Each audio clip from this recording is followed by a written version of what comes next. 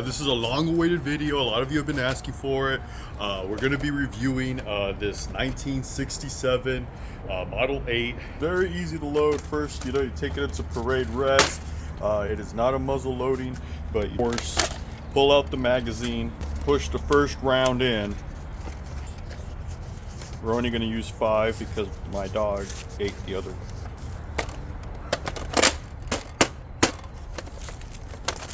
I'm going to pull all the way back and then all the way front. So I got myself a little cover here. We're going to place our barrel now, just try to line this up real sweet. And that's a hit.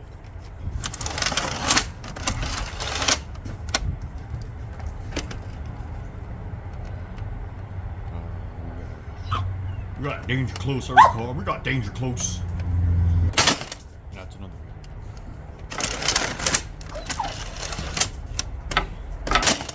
Now it's another clear hit, right close in.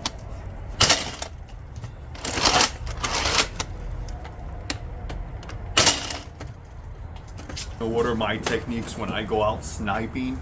Basically, you find a nice shaded area, a nice little seat, crack open a few cold ones. You basically just find your target.